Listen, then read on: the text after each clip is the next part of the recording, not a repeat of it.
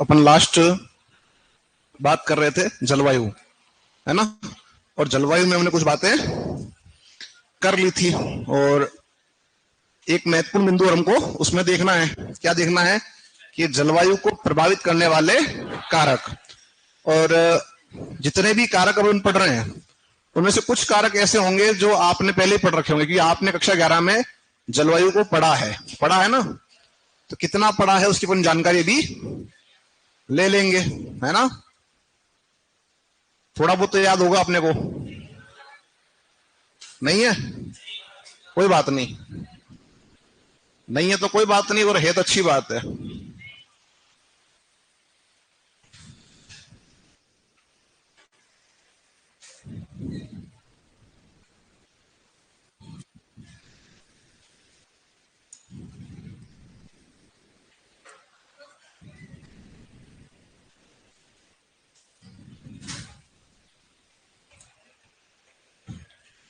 चले आगे सारे।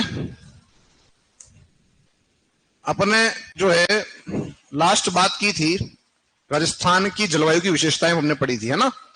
और अब हम जो बात कर रहे हैं, यहाँ पे एक कमेंट आया कि सर आप सुन रहे हो क्या? मैं सुन तो रहा हूं पर तुम्हारी आवाज यहाँ नहीं आ रही है, इसे तुम टाइप करो। हाँ चलो, कुछ कह रहे हैं कब से पूछ रही हूँ कोई रिप्लाई नहीं मिला मुझे। मैं तो आया तो भी हूँ, कहां से कब से पूछ रही हो तुम? है मुश्किल से भी 1 मिनट हुआ है, तो तुम कब से कैसे पूछ सकती हो? ठीक है। हाँ हेलो सर, एक बात, हाँ बिल्कुल आप पूछो, मैं तैयार हूँ। क्या पूछना चाहते हो, है ना। कब से नहीं पूछ रहे, तुम अभी आए हो। हाँ बिल्कुल, राधे राधे, गुड इवनिंग बिल्कुल सभी को। ये भी देखो, अब 1 मिनट हुआ मुझे आए, अब कह रही कब से मैं पूछ रही हूँ, तो क्या पूछ रही है, आवाज नहीं आ रही है। हाँ चलो आगे बढ़ते हैं यहाँ से। और ये कुछ लोग तो क्या करते हैं, मैं डाकिया लगता है इनको। एक साथी पूछा शंकर आएगा क्लास में, शंकर शंकर कौन है भाई? है अच्छा, शंकर तू है क्या? आया भाई आया, शंकर आया तेरा। चलो, अब वो पूछ नहीं रही है यार, है बालिका। चलो आगे बढ़ो यहाँ से साथियों, अपने को जो है पढ़ना है, स्टार्ट करना है। अब बीच में कोई बात अपन अब नहीं करेंगे। तो जलवायु को जो प्रभावित करने वाले जो कारक हमारे, उनमें सबसे पहला जो कारक है वो है अरावली पर्वतमाला। और अरावली सबसे महत्वपूर्ण कारक है। मैंने कल भी बताया था कि अरावली की वजह से ही क्या हो रहा है, पश्चिमी राजस्थान में वर्षा नहीं हो पा रही है, क्योंकि उसकी स्थिति कैसी है, मानसून के समानांतर है। बात को समझो कि राजस्थान की अगर हम बात कर रहे हैं, तो जो अरावली है वो आपका कुछ इस प्रकार से फैला हुआ है, इस रूप में। जब वो इस रूप में फैला है तो क्या होता है कि जब मानसून आपका आता है, तो जो आपका मानसून कौन सा वाला, अरब सागर, कौन सा मानसून, तो अरब सागर का मानसून जो इसके समानांतर आगे बढ़ जाता है, इसको रोकने वाला कोई नहीं है। इस वजह से पश्चिमी राजस्थान में वर्षा कम होती है, नाम मात्र की होती है, हम कह सकते हैं इसको कम वर्षा। जबकि जब मानसून आपका बंगाल की खाड़ी से आता है, तो बंगाल की खाड़ी से जब ये आता है तो अरावली इसको रोक लेता है। अरावली क्या कर लेता है, और इस वजह से जो पूर्वी राजस्थान है उसमें पश्चिमी राजस्थान की तुलना में अधिक वर्षा होती है। ठीक है, तो यहां आप देखें कि अरावली की जो स्थिति है वो अरब सागरी मानसून के समानांतर है। इस वजह से राजस्थान का अधिकांश भाग जो है वो कैसा रहता है, कम वर्षा वाला। कैसा रहता है, कम वर्षा वाला। तो डालो आप हेडिंग में पहला बिंदु, अरावली पर्वतमाला की स्थिति। एक प्रश्न यहां पर आया है कि किसी की एज 18 ईयर नहीं हो तो पेपर नहीं दे सकता क्या? देखो, एक तो पहली बात तो ये, जब पेपर आपने जब आपने अप्लाई किया होगा तो वो आपका मेरे ख्याल से एक्सेप्ट नहीं हुआ होगा। आज ही नोटिफिकेशन आज डाला है आरपीसी ने, आज ही डाला है शायद। और वो डाला था कि ई मित्र वाले क्या करते हैं कि भाई ये वैकेंसी आई हुई है, फॉर्म डाल दो, जबकि वो एलिजिबल है या नहीं, ये आज ही एक डाला है ना आरपीसी ने। तो ये ध्यान रखना कि अगर आपकी अगर एज ही पूरी नहीं हो रही है तो वैसे वो एक्सेप्ट नहीं करेगा फॉर्म, पहला तो। और अगर एक्सेप्ट कर लिया, आप एग्जाम अगर आप दे रहे हो, ठीक है, तो अच्छी बात, दे सकते हो, पर 18 तो होनी चाहिए। 18 से पहले तो आप वैसे भी एलिजिबल नहीं हो। और अगर मान लो किसी एग्जाम में अलाउ कर दिया जाए, किसी एग्जाम में अलाउ कर दिया जाए और आप क्वालिफाई भी हो गए, तो अगर आपकी एज कंप्लीट नहीं हो रही तो वैसे भी आप बाहर हो। जब डीवी होगा तो आपको बाहर कर दिया जाएगा। तो ये आप ध्यान रखना। और वैसे भी मेरे जहां तक मुझे ध्यान है कि 18 के बाद ही फॉर्म फिल आपका हो पाता है, जो भी एज मांगी जाती है उसके बाद ही, उससे पहले वैसे भी फॉर्म फिल आपका नहीं होता है। ठीक है, तो एज तो कंपलसरी है। एज के साथ में जो भी डिग्री है, जो भी मांगा है उन्होंने, अगर 12th मांगा तो 12th, और अगर जो भी आपकी डिग्री मांगी रखी है, तो मान लो कोई एग्जाम बड़ा दे रहे हो तो उसमें, तो अगर वो डिग्री भी कंप्लीट नहीं है तो भी आपको बाहर कर दिया जाएगा। ठीक है, तो इसलिए पहले जो नॉर्म्स आपके होते हैं, जो नियम कानून आपके लिखे हुए होते हैं वैकेंसी में, उसको ढंग से पढ़ लेना। चलो आगे बढ़ो। तो लिखो इसमें साथियों, पहला अरावली पर्वतमाला की स्थिति। अरावली पर्वतमाला की स्थिति, अरावली पर्वतमाला की स्थिति। और लिखो इसमें साथियों, लिखो अरावली, अरावली की स्थिति, अरावली की स्थिति अरब सागरीय मानसून के, अरावली की स्थिति अरब सागरीय मानसून के समानांतर है। अरावली की स्थिति अरब सागरीय मानसून के समानांतर, मानसून के समानांतर है, जिस कारण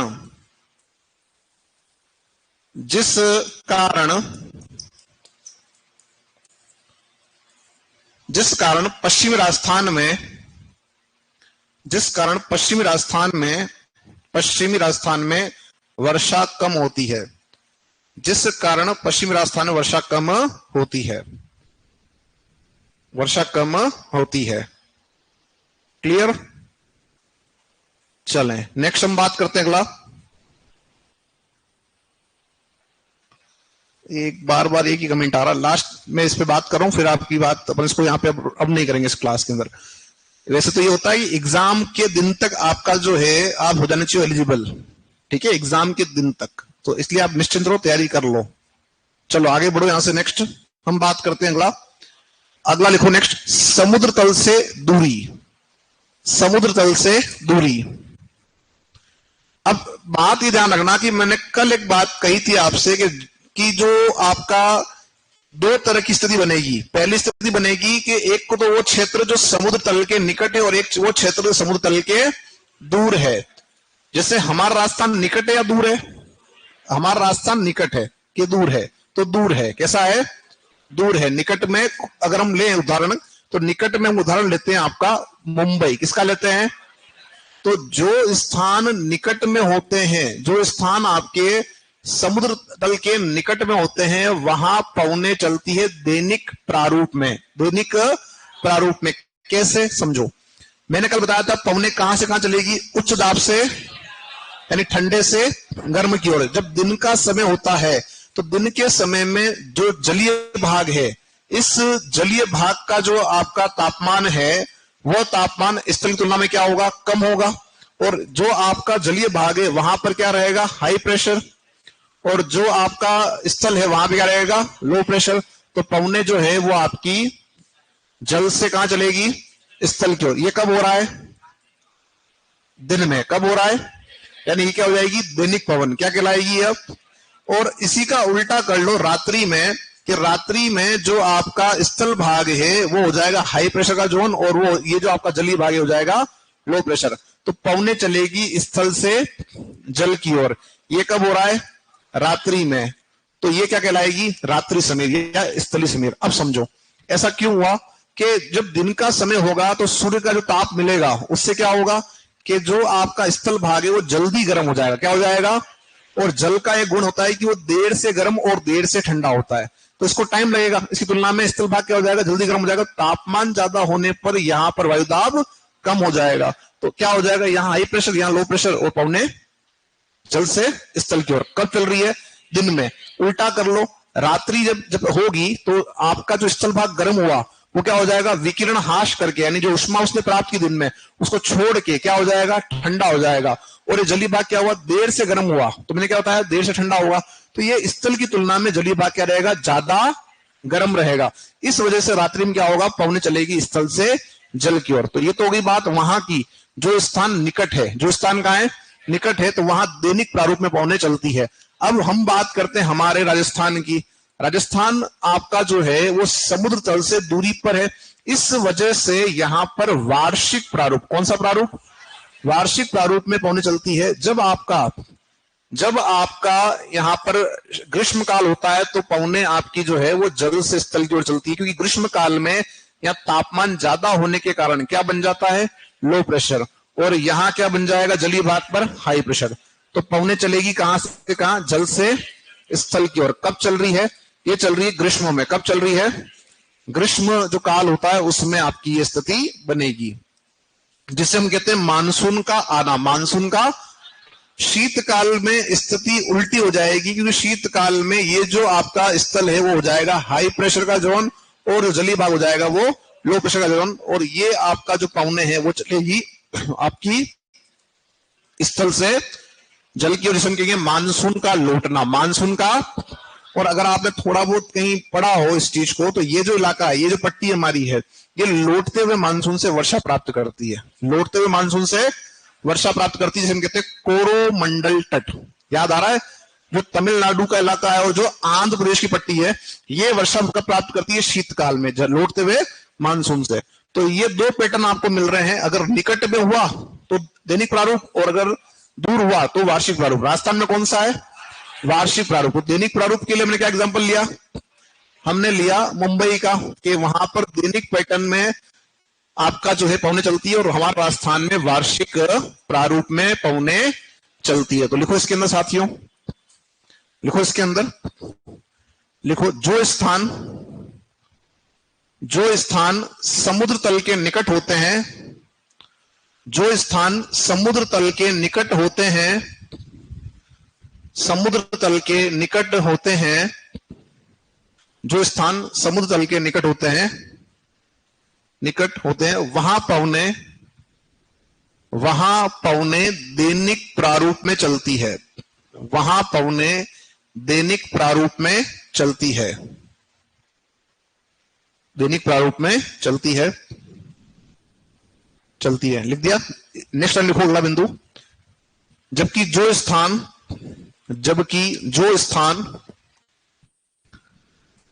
समुद्र तल से दूर होते हैं, समुद्र तल से दूर होते हैं, वहां पवनें वार्षिक प्रारूप में चलती है, वहां पवनें वार्षिक प्रारूप में चलती है, वहां पवनें वार्षिक प्रारूप में चलती है। 6 महीना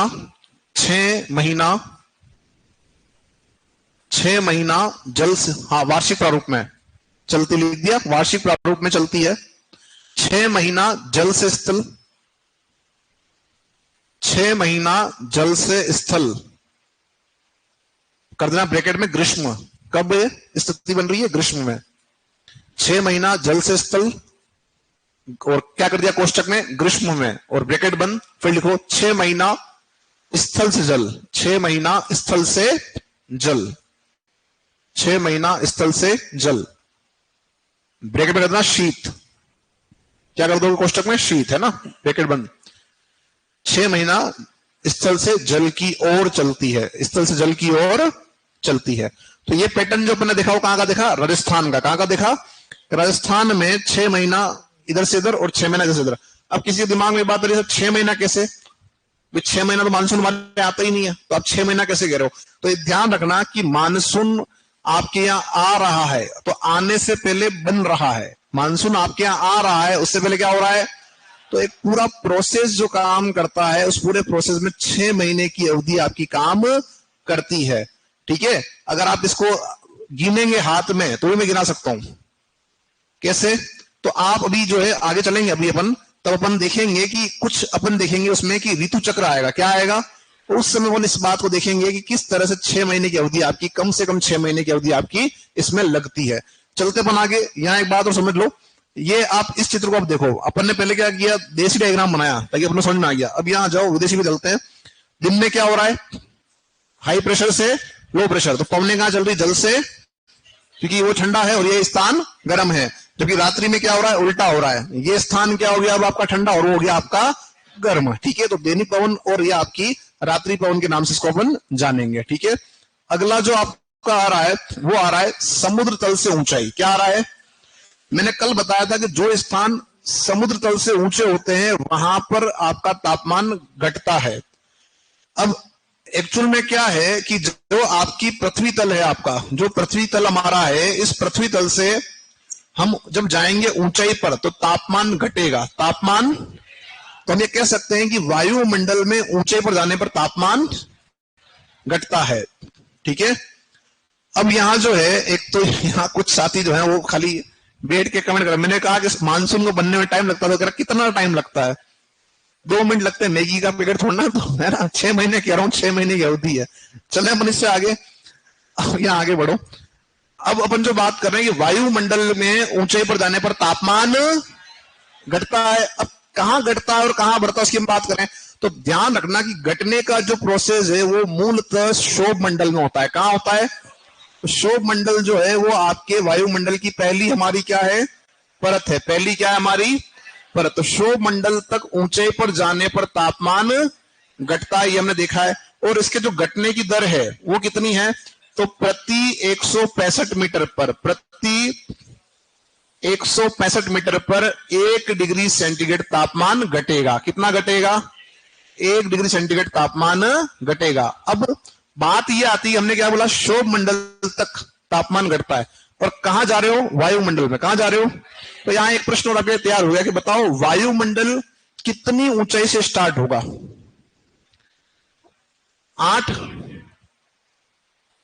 8 किलोमीटर, 18 किलोमीटर, या आपका 8 से 18? और एक ले लो, ये ले लो, ये लिखा हुआ, इसको मान लेते हैं। ए, बी, सी और ये डी ले लो। हाँ, जो कहते हैं 8 किलोमीटर, वे साथी कौन कौन? नहीं है, कोई नहीं है। जो कहते हैं 18, वे साथी? एक साथी, ठीक। जो कहते हैं 8 से 18, वे ज्यादा हैं। और जो कहते हैं साहब ये ले लो लास्ट वाला, पृथ्वी तल से, तो ये कितने हैं? ये 3, 4, 5 हाथ खड़े हो रहे हैं और बाकी निर्दलीय हैं। कहीं से भी शुरू करो, हम तैयार हैं। आपका जो ये 8 से 18 है ये गलत हो गया। अब गलत क्यों हुआ सुन लो। आपने पढ़ा है, हमने सब पढ़ा है, तो आपने ये पढ़ा है कि क्षोभ मंडल की ऊंचाई 8 से 18 किलोमीटर है, राइट? क्षोभ मंडल की ऊंचाई 8 से 18 का मतलब ये नहीं हुआ कि वायुमंडल आपका जो है वो इतनी ऊंचाई से स्टार्ट हो रहा है। एक्चुअल में क्या है, जो क्षोभ मंडल आपकी जो पहली परत है उसकी ऊंचाई अगर आप देखोगे तो वो ऐसे ज्ञात हो रही है। कुछ स्थान ऐसे हैं जहां पर उसकी ऊंचाई 8 किलोमीटर है और उसकी अधिकतम ऊंचाई है आपकी 18 किलोमीटर। यानी ध्रुवों पर आपकी ऊंचाई कम है और आपके भूमध्य रेखा में ऊंचाई ज्यादा है। वो ऊंचाई ऐसे नाप रहे हो। जबकि जो वायुमंडल है वो तो आपका कहां से स्टार्ट होगा? पृथ्वी के तल से ही, जीरो से। कहां से स्टार्ट होगा? 0, 0 से। समझ में आ रही बात? भाई वायुमंडल क्या है? पृथ्वी के चारों ओर जो वायु का घेरा है वो वायुमंडल है। अगर हम ये सोचे कि साहब 8 किलोमीटर से ऊपर वायुमंडल है तो पृथ्वी पर जीवन होता है क्या? आप अभी यहां बैठे हो, क्या मिल रही है आपको? ऑक्सीजन मिल रही है। कहां से मिल रही है? लेके आए घर से? कहां से मिल रही है? सोचो, वायुमंडल से मिल रही है ना। तो कहने का मतलब क्या हुआ कि पृथ्वी तल से ही आपका वायुमंडल स्टार्ट है। मान लो पृथ्वी तल है तो इसके बिल्कुल ऊपर से ही क्या है, आपका वायुमंडल शुरू हो जाता है। बात समझ में आ रही है? ठीक है। अब ये जो आप 8 से 18 पढ़ रहे हो तो क्या है, ये ऊंचाई है। किसकी ऊंचाई है? ये क्षोभ मंडल की ऊंचाई है कि वो 8 से लेकर 18 किलोमीटर, अधिकतम 18 किलोमीटर तक फैली हुई है। बात समझ में आ गई? तो इस परत में जब आप जाते हो ऊंचाई पर तो तापमान घटता है, जिसकी दर क्या है? प्रति 165 मीटर पर 1 डिग्री सेंटीग्रेड घटता है। इससे हम कहते हैं सामान्य ताप ह्रास दर। क्या बोलते हैं? सामान्य ताप ह्रास दर, यानी लेप्स रेट के नाम से इसको हम जानते हैं। लेप्स रेट कहते हैं इसको। अब इसी में अगर बात और जोड़े कि अगर आप जा रहे हो 1 किलोमीटर ऊंचे पे, कितना जा रहे हो? तो ये जो दर आपकी है ये दर बढ़ जाएगी और ये दर हो जाएगी 6.5 डिग्री। कितना हो जाएगा? यानी 6.5 डिग्री सेंटीग्रेड तापमान आपका घटेगा यदि आप चले गए 1 किलोमीटर की ऊंचाई पर। अब इसको आप ऐसे अनुमान लगाओ कि हम अगर बात करें हिमालय की, तो हिमालय में हम कह रहे हैं हिमालय, हिम प्लस आलय, हिम यानी बर्फ का घर। तो क्या पूरे हिमालय पर बर्फ है? नहीं है सब। क्या पूरे हिमालय पर साल भर बर्फ रहती है? क्या हिमालय के उस भाग पर बर्फ रहती है जिसे हम कहते हैं हिमाद्री हिमालय। क्या बोलते हैं? और जो आपका 6000 मीटर उसकी औसत ऊंचाई, कितनी ऊंचाई है? 6000 मीटर औसत ऊंचाई है। जितने भी आप पढ़ते हो ना रेंज कि सब ये आपकी जो है माउंट एवरेस्ट, कंचनजुंगा, ये जितने भी नाम आप पढ़ रहे हो ये सब क्या है? 6000 मीटर से ऊंचे ही है। तो वहां पर आपको सदैव क्या मिलती है, बर्फ मिलती है, क्योंकि वो कितना ऊंचा है, 6000 मीटर, यानी 6000 मीटर मतलब होता है 6 किलोमीटर। कितना होता है, आप दिमाग लगाओ, 1 किलोमीटर ऊंचाई पर जाने पर 6.5 घट रहा है, तो 6 पे जाओगे कितना घटेगा, लगभग 40। कितना, यानी माइनस में, और माइनस तापमान होगा तो बर्फ आपको मिलेगी। अब हम आते हैं अपने राजस्थान में, हम कह रहे हैं साहब माउंट आबू जो है वो ठंडा है राजस्थान के अन्य स्थानों की तुलना में। औसत रूप से देखो तो 1200 मीटर के आसपास। कितना मीटर के आसपास, यानी 1 किलोमीटर और 200 मीटर। ठीक है, तो अगर आप देखो कि यहाँ 1 किलोमीटर कितना घट रहा है, 6.5, 200 और अगर ऐड करो, लगभग मान लो 8, 8.5, कितना मान लो। अगर अभी इस क्लासरूम में आप बैठे हो और अगर अचानक से 8, 8.5 डिग्री टेम्परेचर घट जाता है, कितना, अचानक से, ये बंद करना पड़ जाएगा अभी, ये चल रहा है ब्लोअर, समझ में आ रही बात। तो अब आप सोचो कि जब आप किसी गर्म स्थान से ऐसे स्थान जा रहे हो कि जिसका तापमान उस स्थान की तुलना में 10 डिग्री जो है आपका कम है, तो क्या लगेगा आपको, क्या ये स्थान तो ठंडा है। कैसा लगेगा आपको, स्थान ठंडा लगेगा, अरे हाँ या ना। अब आप इसी को देखो शीतकाल में, जब शीतकाल में आपके यहाँ पर मैदानी भाग में अगर मान लो 10 डिग्री 12 डिग्री टेम्परेचर होता है रात्रि में, ठीक है, और उस समय अगर आप चले गए कहां पर, माउंट आबू, तो वहां पर आसपास दिखेगा 0 या 1 के आसपास, तो ऑटोमेटिक क्या लगेगा, अरे यार उसकी तुलना में ये ज्यादा ठंडा है, हाँ या ना। तो वो फर्क किसका आ रहा है, वो आ रहा है आपके ऊंचाई का। किसका आ रहा है, तो हम ये कह सकते हैं ऊंचे पे जाने पर तापमान घटता है। और इसी में अगर इसको समझे हम, तो हमने क्या बोला इसको, लेप्स रेट, जिसको हम कह रहे हैं सामान्य ताप है उधर 1000 मीटर में कितनी है, 6.5। हालांकि अपने इतना इतना डीप नहीं आता है, लेकिन फिर भी ध्यान रखना कि 1000 फीट पे आपकी 3.6 डिग्री फ़ारेनहाइट, यानी लगभग 3.5 डिग्री फ़ारेनहाइट के आसपास तापमान आपका घटता है। लेकिन अपने को पूछता है सेंटीमीटर में, किसमें पूछता है, और किलोमीटर में। ठीक है, ये ध्यान रखना। तो यहां अगर हम बात करें तो ये किलोमीटर आप, सॉरी मीटर आपका ये रहा और ये किलोमीटर आपका है। अब एक और बात, ये तो बात हो गई कि ऊंचे पर जाने पर तापमान घटेगा, ठीक है, लेकिन कुछ कंडीशन ऐसी हो जाती है कि जब ऊंचे पर जाने पर तापमान घटने के स्थान पर तापमान बढ़ जाता है। ये प्रश्न पूछ सकता है आपसे कि भैया कभी कभार ऐसा होता है कि जब तापमान घटने के स्थान पर तापमान बढ़ जाता है, उसे क्या कहते हैं, तो उल्टा हो रहा है, तापमान घटना चाहिए था, तापमान बढ़ गया, तो इसे हम कहते हैं ताप विलोमता। क्या कहते हैं इसको, इसको हम कहते हैं आपका ताप विलोमता या ताप विलोमीकरण।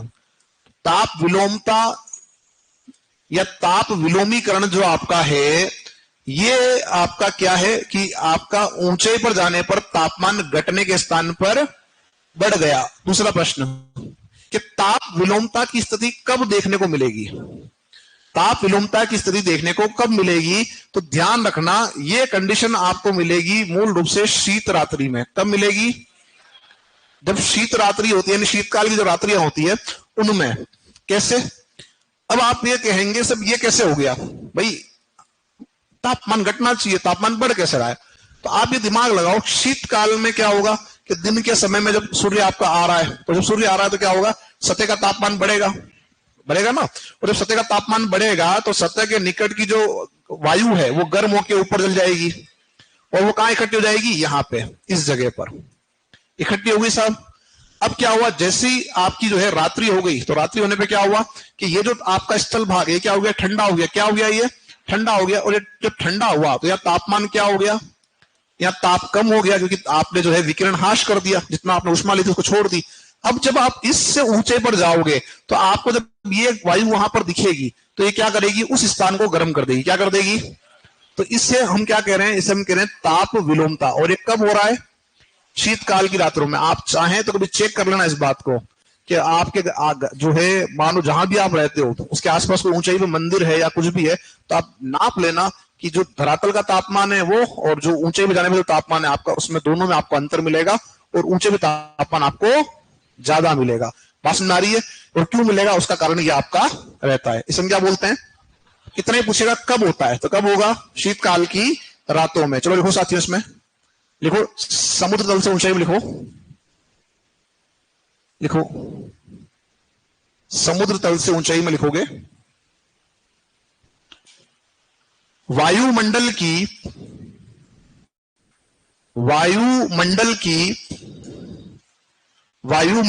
शोभमंडल परत, वायुमंडल की शोभमंडल परत तक ऊंचाई पर जाने पर, शोभमंडल परत तक ऊंचाई पर जाने पर ऊंचाई पर जाने पर तापमान घटता है, तापमान घटता है।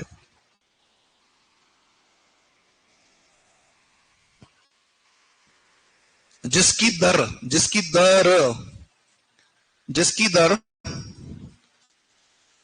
रेट है ना, जिसकी दर प्रति 165 मीटर पर,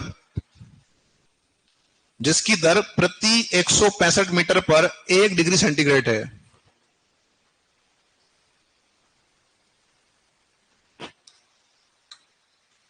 जिसकी दर प्रति 165 मीटर पर 1 डिग्री सेंटीग्रेड है। लिख दिया।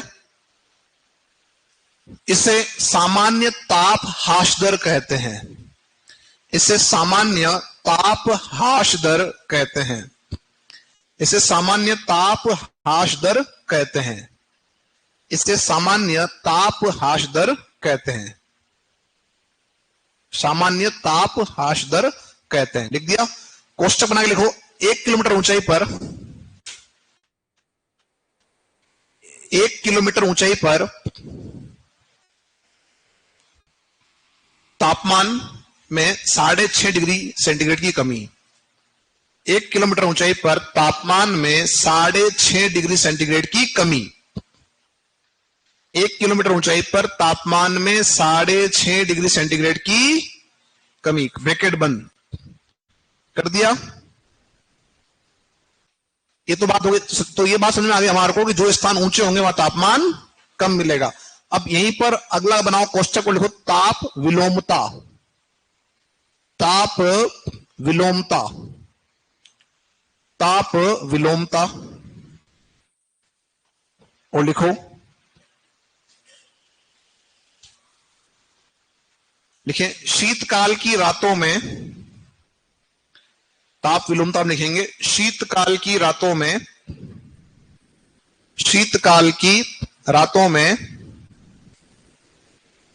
ऊंचाई पर जाने पर, ऊंचाई पर जाने पर, ऊंचाई पर जाने पर तापमान घटने के स्थान पर बढ़ जाता है। तापमान घटने के स्थान पर बढ़ जाता है। तापमान घटने के स्थान पर बढ़ जाता है, बढ़ जाता है, जिसे ताप विलोमता कहते हैं। जिसे ताप विलोमता कहते हैं।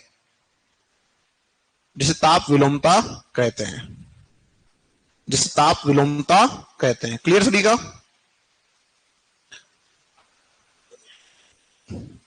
क्या समुद्र से ऊंचाई कहां से मापते हैं? मतलब भारत में कहां से नापते हैं? चेन्नई। ऊंचाई नापने का जो हम काम कर रहे हैं वो कहां से कर रहे हैं? चेन्नई से कर रहे हैं। ठीक है ना? पहले स्टार्टिंग बॉम्बे से किया था, फिर अपन चेन्नई से इसको मापते हुए चल रहे हैं। ठीक है, चलो आगे बढ़े। अगला लिखो नेक्स्ट, वनस्पति आवरण। क्या करोगे? वनस्पति आवरण।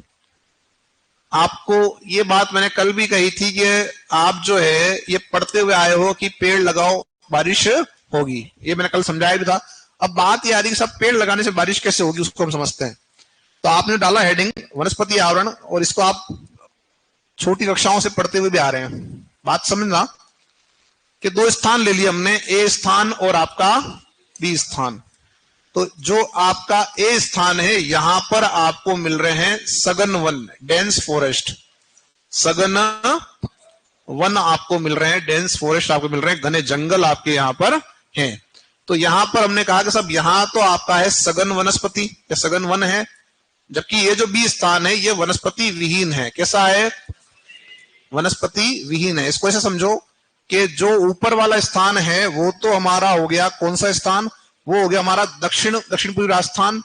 और जो आपका साथियों इलाका है बी वाला, ये हो गया हमारा मरुस्थल। अब क्या होगा समझो कि जब आपका मानसूनी पौने आएगी, भाई मानसून सब जगह आ रहा है, ठीक है, तो जब मानसूनी पौने आपकी आएगी तो यहां पर जब मानसूनी पौने आपकी आ रही है तो इनको कोई रोकने वाला है क्या?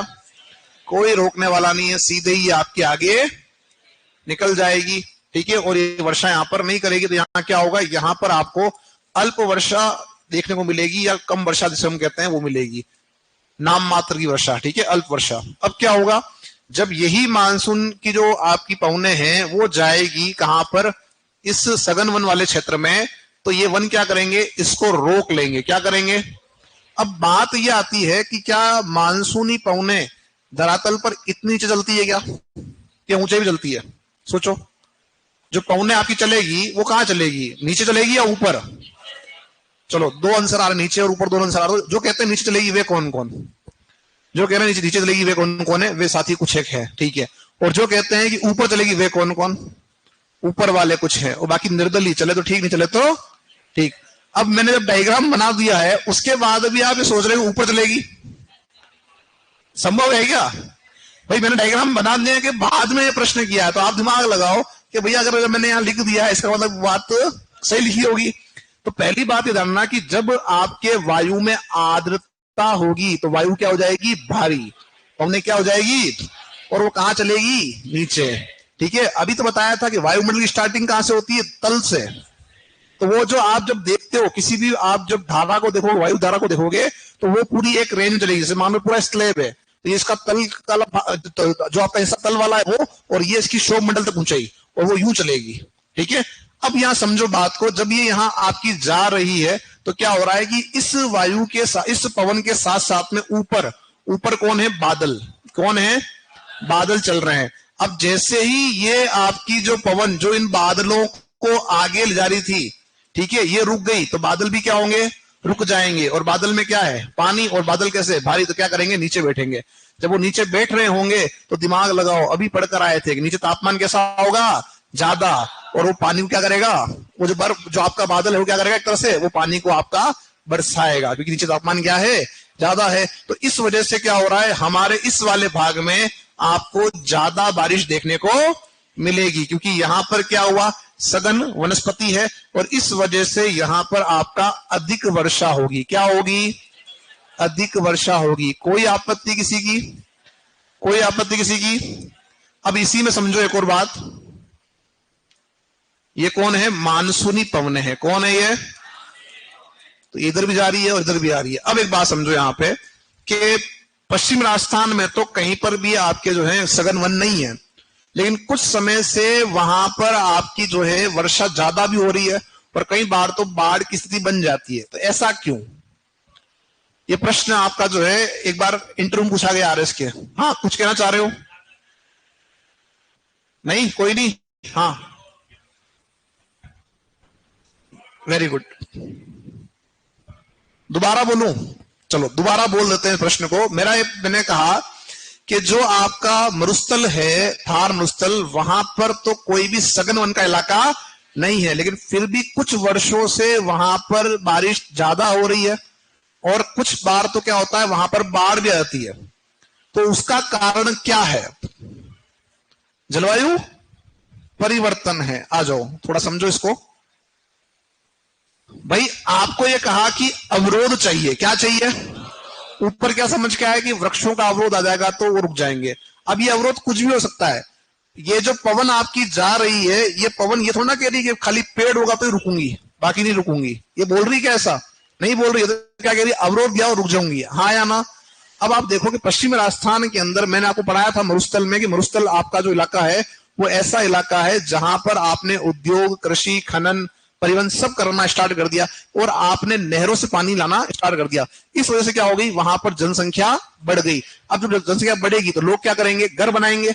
पर अपने यहाँ क्या हो रहा है, आजकल नई जो है विकास हो रहा है, तो क्या कर रहे हैं, ऊंची भवन बना रहे हैं, ऊंची बिल्डिंगें बना रहे हैं। तो जब किसी भी क्षेत्र में आपका मान लो ये कंक्रीट के स्ट्रक्चर बन गए, जो घर है या कॉलोनी है, ये आपकी बड़े मात्रा में बन गई, और उसी समय आप देखो कि जब इसी क्षेत्र में आपकी जो मानसूनी पवने अगर आ गई तो क्या होगा, ये टकराएगी और ये रुक जाएगी।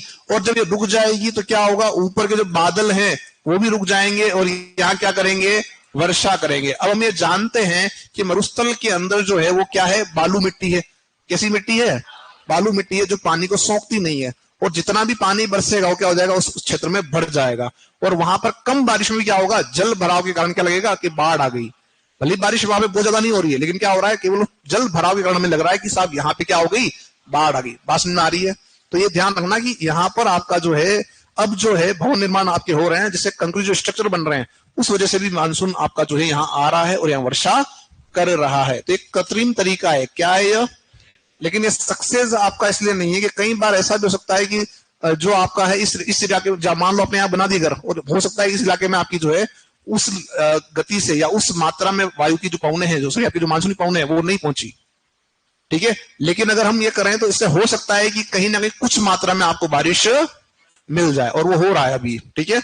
चलते अपन इससे आगे, इसको बना लो फटाफट से, इसमें समझाने की बात रही नहीं।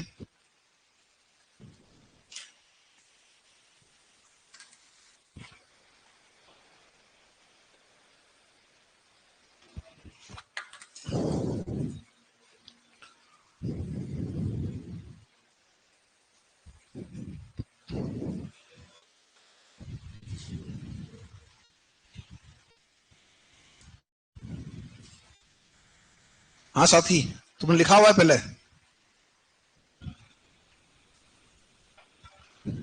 हाँ तभी तो कह रहा हूं मैं, इसके रजिस्टर को छीन लो और तुम इसको कह दो लिखो इसको, है तो ये भी नहीं बोलेगा।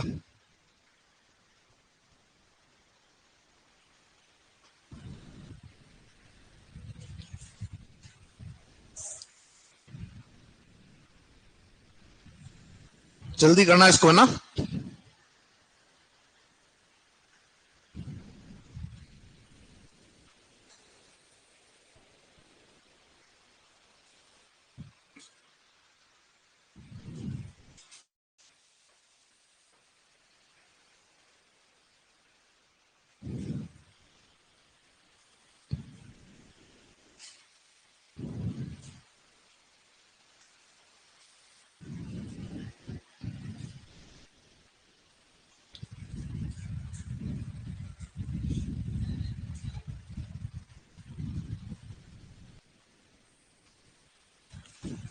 हो गया?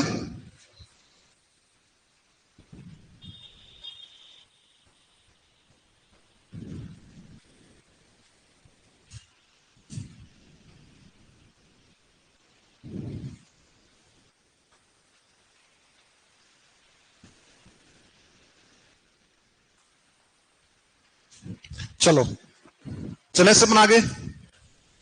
अब जो है अगला लिखो, भौगोलिक स्थिति ऑब्लिक अक्षांशीय स्थिति। और इसको अपन जब कोपेन पढ़ेंगे तब इसको हम विस्तार से बात वहां पे करेंगे।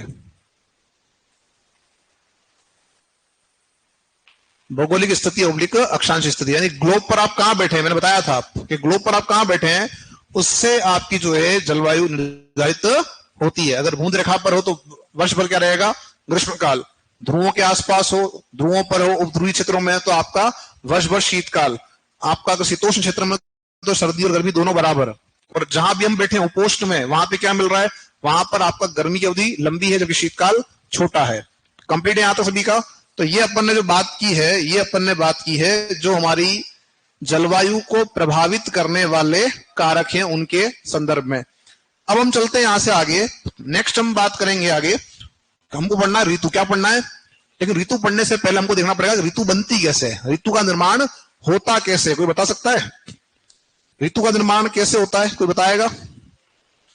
तो ऋतु जो है उसके निर्माण के पीछे आपका है पृथ्वी की गति। क्या है? पृथ्वी की गति। तो हम जो है अब पढ़ने वाले हैं पृथ्वी की गतियां। क्या पढ़ने वाले हैं?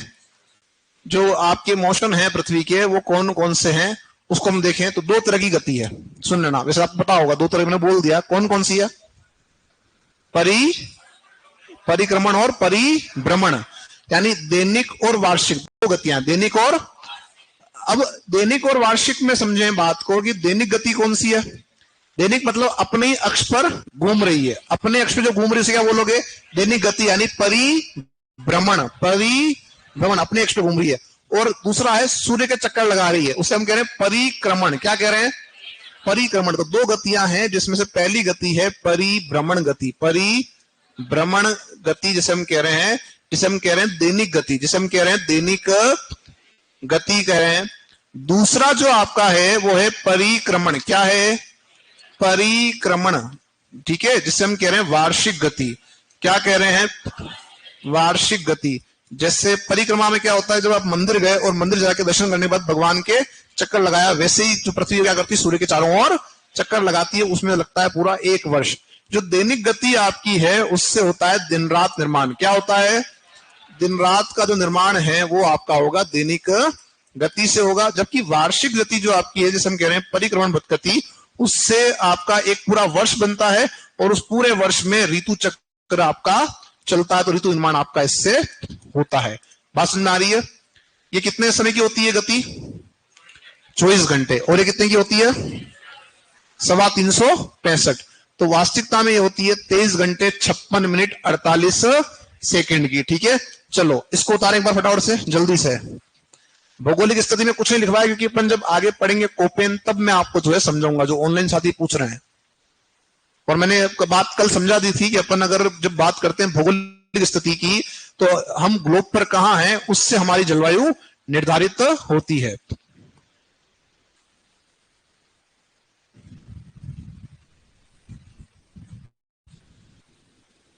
कुछ साथी पूछ रहे हैं कि लिखे हुए नोट्स हमारे पास पहले भी हैं, तो हम वापस लिख रहे हैं, तो सही है गलत? देखो पहली बात तो ये कि सही है, गलत तो कुछ भी नहीं, क्योंकि आपकी प्रैक्टिस ही हो रही है। ठीक है ना? दूसरा, इसमें कोई आपकी कोई दिक्कत वाली बात ही नहीं अगर आप वापस लिख रहे हो तो।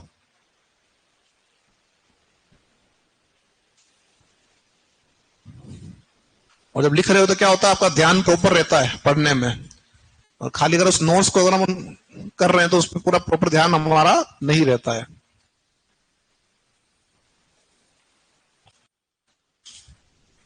हो गया सभी का?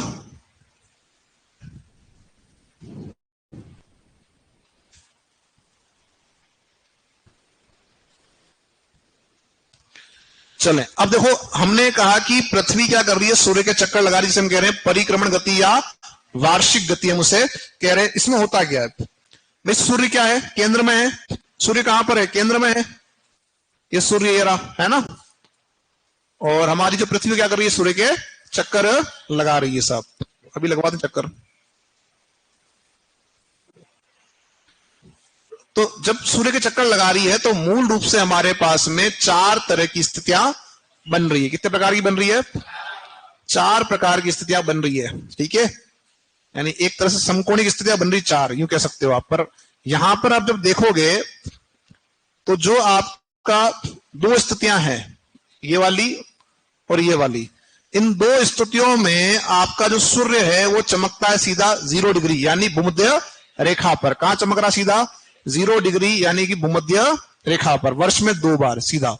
और एक बार चमकता है आपका सीधा कहां पर? एक बार चमकता है आपका कर्क पर और एक बार चमकेगा मकर पर। तो वर्ष में एक बार चमक रहा है कहां पर? कर्क पर, और एक बार चमक रहा है कहां पर? मकर पर, और 2 बार चमक रहा है कहां पर? ठीक है, अब हम ये कह सकते हैं कि हमारी जो पृथ्वी है वो आपकी इस तरह से एक आपका जो है चक्र बनाते हुए, एक आपका परिक्रमा पथ बनाते हुए आपका कहां जाती है? सूर्य के चक्कर लगाती है ना। और ये जो परिक्रमा पथ हमारा है वो कैसा है? अंडाकार। कैसा है? गोलाकार नहीं है, अंडाकार आपका जो है पथ है, ध्यान रखना। अब इसमें हम समझें तो ये सूर्य सेंटर में आ गया, आपका केंद्र में आ गया। अब क्या हो रहा है कि जब आपका 2 स्थितियां कौन कौन सी? पहली स्थिति जब आपका सूर्य चमक रहा है कहां पर? भूमध्य रेखा पर। ये तारीखें कौन सी है? तो 2 तारीखें हमको याद रखनी है। एक तो है 21 मार्च जो भी गया है, और एक 23 सितंबर। तो एक तारीख में लिख देता हूं यहां पर 21 मार्च, जब आपका सूर्य चमक रहा है सीधा कहां पर? कर्क रेखा पर। और एक मैंने लिख दिया है 23 सितंबर। 23 सितंबर जब आपका सूर्य चमक रहा है कहां पर? मकर, सॉरी आपका भूमध्य रेखा पर सीधा 2 बार। ठीक है, अब चलते बना आगे। जैसे कल आपने बात की सब 4-4 महीने की ऋतुएं, तो 4-4 महीने की ऋतुएं हैं, उसको देखें तो 4-4 महीने मैंने कहा था कि ऐसा नहीं होता है। ऐसा इसलिए नहीं होता है कि आपकी स्थिति कहां है ग्लोब पर, उस पर डिपेंड करता है। अब आप यहां दिमाग लगाना, क्या चल रहा है यहां पे? महीना मार्च का। 3 महीने आगे बढ़ जाओ, अप्रैल, मई और जून। कहां पहुंच गए? कर्क पर। यानी 21 जून को कब पहुंचे? 21 जून को आप कहां पहुंच गए हो? कर्क पर। अब चलो 3 महीने आगे, जुलाई, अगस्त और सितंबर, कहां पहुंच गए? वापस से भूमध्य रेखा पे। कहां पहुंच गए? अब चलो 3 महीने आगे, अक्टूबर, नवंबर और दिसंबर। तारीख आ जाएगी 22 दिसंबर। यानी कि आपके 4 जो है तारीखें आपको याद रखनी है कि 21 मार्च और 23 सितंबर को कहां पर? भूमध्य पर। 21 जून को और आपका जो है मकर पर 22। अब कुछ साथी जो पहले मैंने बात की थी आपसे, सब मानसून को बनने में समय लगता है। मैंने कहा लगभग 6 महीने की अवधि मान के लो। यहां से लेकर यहां तक तो निर्माण कार्य चल रहा है। क्या चल रहा है? राजस्थान से हम बात कर रहे हैं, यहां से लेकर यहां तक तो क्या चल रहा है? निर्माण कार्य चल रहा है। और ये रास्ते में आ रहा है आगे। रास्ते में क्या चल रहा है? आगे आ रहा है। और ये आपका जो है 1 जून को कहां पहुंचता है? केरल के तट पे। कहां पहुंचता है? और राजस्थान में जो लगभग अनुमानित है वो है 17 जून। 17 का कभी 25 भी हो सकता है, कभी आपका जो है 21 भी हो सकता है। ठीक है, ये अनुमानित होता है कई बार। मतलब ये समझ लो कि जब मानसून आएगा तो हम उसको काउंट करेंगे। हर साल मानसून के आने की जो तिथि है वो बदलती है, लेकिन एवरेज क्या माना अपन ने? 17। हम ये कहते हैं कि आपका जो है जो अंतिम जून का पार्ट रहता है, हम जो कह सकते हैं लास्ट जो वीक रहता है जून का, उस समय तक लगभग कम से कम 1 से 2 बार बारिश राजस्थान में हो जाती है। हालांकि इस बार तो पहले हो गई है। इस बार आपका जो मानसून है वो भारत में आपका लगभग 8 दिन पहले प्रवेश कर गया। कितने दिन पहले कर गया? लगभग 8 दिन पहले प्रवेश कर गया। मैंने आपको पहले भी कहा था ये बात। ठीक है, तो इस बार अपन ने सोच रहे हैं कि हमारे यहाँ मानसून जो है वो जल्दी आ जाएगा। हालांकि मानसून जो है वो मानसून नहीं था, वो जो पहले आया था वो प्री मानसून था। क्या था पहले वाला? जो प्री मानसून था। यहां तक बात समझ में आ रही है? तो यहां अगर आप देखो 3 महीने ये और 3 महीने ये, और इसी के बाद क्या होता है? मानसून हमारे यहां से जाना स्टार्ट कर देता है। हमारे जो होती है वर्षा वो कब तक होती है? मध्य सितंबर तक। कब तक होती है? तो इस पूरे जो प्रोसेस में क्या लग रहा है? लगभग 6 महीने। कितने लग रहे हैं? अब आगे बढ़ो यहां से। अब हम देखेंगे ऋतुएं कौन कौन सी है और क्या है। तो सबसे पहले अगर हम बात करें यहां पर आपका, तो ये जो आपकी अवधि है 21 मार्च से 21 जून, ये आपकी है ग्रीष्म ऋतु वाली अवधि। कौन सी अवधि है? ग्रीष्म ऋतु की अवधि है। और जून से लेकर सितंबर जो हमारा है, यहां पर हमारी ऋतु हो जाएगी वर्षा। कौन सी हो जाएगी? वर्षा वाली ऋतु हो जाएगी। और सितंबर से लेकर जो दिसंबर हमारा है, सितंबर से लेकर दिसंबर जो हमारा है उसकी हम बात करें उससे पहले यहां आ जाओ। दिसंबर से लेकर मार्च तक क्या रहेगा? शीतकाल। क्या रहेगा? तो शीतकाल यानी शीत ऋतु रहेगी। अब मैंने कहा था कि सितंबर जब एंड होता है तो आप स्वेटर नहीं पहनते, लेकिन आपका जो नवंबर का महीना है उसमें आपको हल्की सर्दी लगती है सुबह और शाम को। और वो जो टाइम पीरियड हमारा है वो है शरद ऋतु। कौन सा है हमारा? शरद ऋतु की अवधि हमारी यहां पर यह रहेगी। बात सुन आ रही है? इसको उतारो एक बार फटाफट से। बिल्कुल बात करेंगे, छोटी रात बड़ी रात सबकी बात करेंगे। अभी पहले अपन केवल और केवल इस डायग्राम को समझ रहे हैं ना। छोटी रात कब, बड़ी रात कब है, कब, उसकी सारी बातें अपन आगे करेंगे।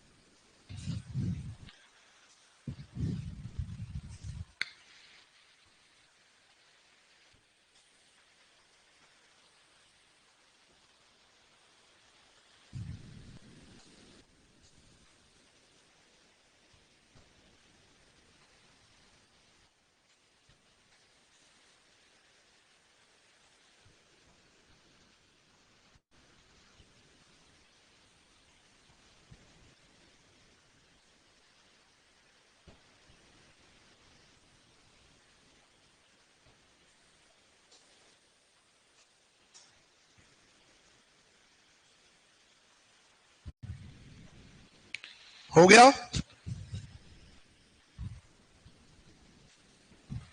चलो अपन आगे जल्दी करो। एक साथी करें, हैदराबाद में तो सर्दी नहीं होती है, तो हैदराबाद की स्थिति अलग है। ठीक है, अभी आप केवल राजस्थान पढ़ रहे हो, है ना। हैदराबाद की स्थिति अलग है, इसको जैसे वहां पे आपकी सर्दी नहीं होती। और केवल हैदराबाद में नहीं, जो कर्क रेखा से नीचे जो स्थान है उनमें लगभग सभी में आपकी स्थिति मिलती है ऐसी।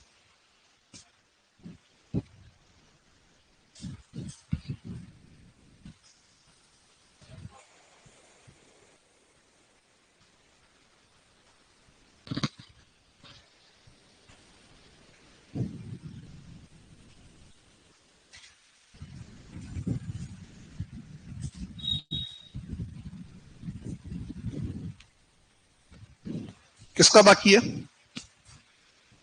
जल्दी करना। अच्छा, इसी बैच में जवाब दो कि पृथ्वी सूर्य के चक्कर लगा रही है, तो पृथ्वी स्थिर है क्या अस्थिर, कैसी है? अस्थिर वाले कौन कौन कुछ है? जो कहते हैं पृथ्वी स्थिर है वे कौन कौन? एक साथी, बाकी निर्दलीय है। अरे इतना लड्डू क्वेश्चन मैंने पूछा कि पृथ्वी स्थिर है क्या अस्थिर? अगर स्थिर होती तो ये गतियां होती क्या? गति कौन करता है? जो अस्थिर होता है। अरे गति कौन करता है? जो अस्थिर होता है, तभी तो गति हो रही है, दैनिक और वार्षिक। बात समझ में आ रही है? आप लोग जो साथी बिल्कुल कभी हाथ खड़ा करते ही नहीं है, ऐसे ही रखते हैं हमेशा टेबल के ऊपर, तो ये थोड़ा सा प्रयास करा करो। गलत होगा तो यही होगा। अच्छा, किसी का क्वेश्चन गलत हो जाता है तो ऐसा तो है नहीं कि उसको हम कुछ कह रहे हैं या उसकी मजाक उड़ा रहे हैं, ऐसा तो है नहीं है ना, तो प्रयास तो करो, ठीक है। अच्छा, एक और क्वेश्चन इसी बारे में। अब बताओ, जो सूर्य हमारा है वो कैसा है, स्थिर या अस्थिर? चलो, यहां पर दो आंसर आ रहे हैं। तो जो कहते हैं स्थिर है वे कौन कौन? वे थोड़े ज्यादा हैं, ये थोड़े से पुरानी मानसिकता वाले हैं। जो कहते हैं अस्थिर है वे कौन कौन? अस्थिर वाले हमारा केवल एक साथी शंकर है, बाकी कोई नहीं है। बाकी निर्दलीय, स्थिर हो तो ठीक, नहीं हो तो ठीक। देखो सुनो, जो पुरानी विचारधारा है, जो पुराने विद्वान थे वो सूर्य को मानते थे स्थिर, और ये यूरोपीय है ना, बाहर वाले, अपने वाले नहीं, अपने वाले से समझदार हैं। तो जो पुराने विद्वान थे वो क्या मानते थे कि सूर्य कैसा है, स्थिर है, रुका हुआ है। लेकिन जो नवीन विचारधारा है वो ये कहते हैं कि सूर्य आपका अस्थिर है, यानी सूर्य भी क्या कर रहा है, गति कर रहा है। और जैसे अपनी पृथ्वी गति करती है, पूरा एक चक्कर लगाती है तो क्या बनता है, एक वर्ष बनता है। क्या बनता है, एक वर्ष। वैसे ही जब सूर्य आपका जो है पूरे ब्रह्मांड का एक चक्कर लगाएगा, उसे हम कहेंगे ब्रह्मांड वर्ष या कॉस्मिक ईयर। क्या बोलेंगे, ब्रह्मांड वर्ष या कॉस्मिक ईयर हम उसे कहेंगे। तो नवीन विचारधारा के अनुसार आपका सूर्य क्या है, अस्थिर है, और पुराने के अकॉर्डिंग क्या है, स्थिर है। ठीक है, तो अपने को ध्यान रखना कि नवीन के हिसाब से क्या है, सूर्य अस्थिर है, क्योंकि कॉस्मिक ईयर की आप परिभाषा दे रहे हो। क्लियर सभी का? किसका बाकी है? चलो आगे बढ़ो यहां से। अब हम बात करेंगे ऋतुएं। क्या बात करेंगे कि ऋतुएं हमारी कौन कौन सी है और उसकी अवधि कौन कौन सी है। तो यहां पर दो बातें हैं, ऋतु और एक हम लिखेंगे अवधि। ऋतु और उसका टाइम पीरियड आपका कौन सा है वो। तो पहले हम बात करें यहां पर, सबसे पहले शीत ऋतु। क्या बात करेंगे, शीत ऋतु। शीत के बाद में ऋतु कौन सी है, ग्रीष्म ऋतु। कौन सी है, ग्रीष्म ऋतु। और ग्रीष्म के बाद में क्या आएगा, वर्षा ऋतु, वर्षा। और नंबर 4 पे क्या आएगा आपका, तो यहां पर नंबर 4 जो है उसको मैं भी खाली छोड़ रहा हूं, इसको भी अपन भरेंगे। यहां आ जाओ, शीत ऋतु कब से कब तक है, नवंबर से लेकर मध्य मार्च की जो स्थिति बनती है वो बनती है आपकी कौन सी, शीत वाली। ग्रीष्म बनती है मध्य मार्च से लेकर कब तक, मध्य जून तक। और जो वर्षा ऋतु है वो कब से कब तक रहती है, मध्य जून से आपका मध्य सितंबर तक रहती है। अब जो हमारा बचा हुआ टाइम पीरियड वो कौन सा है, मध्य सितंबर से लेकर अक्टूबर का समय।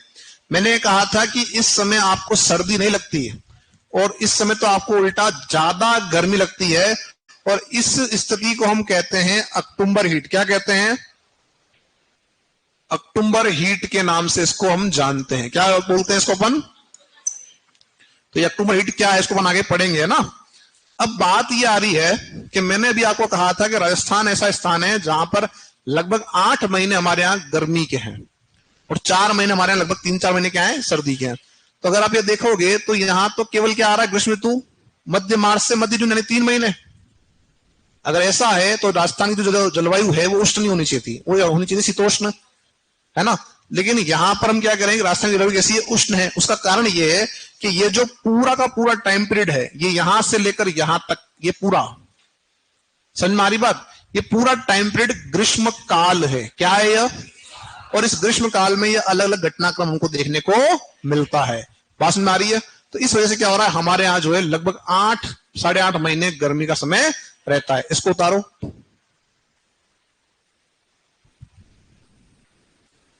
सर्द और शीत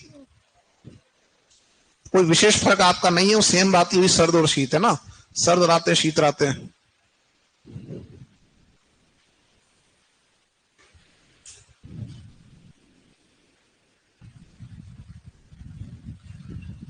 इसको उतार लो, इसके अपन आगे जो है कल बात करेंगे, समय हो गया पता नहीं लगा।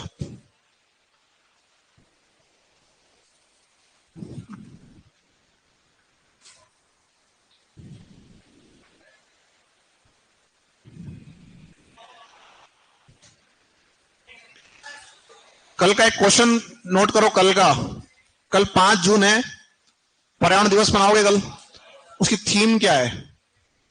ठीक है, कल थीम ढूंढ के लेके आना। ये उतार ले, उसके बाद बंद करना इसको, ठीक है।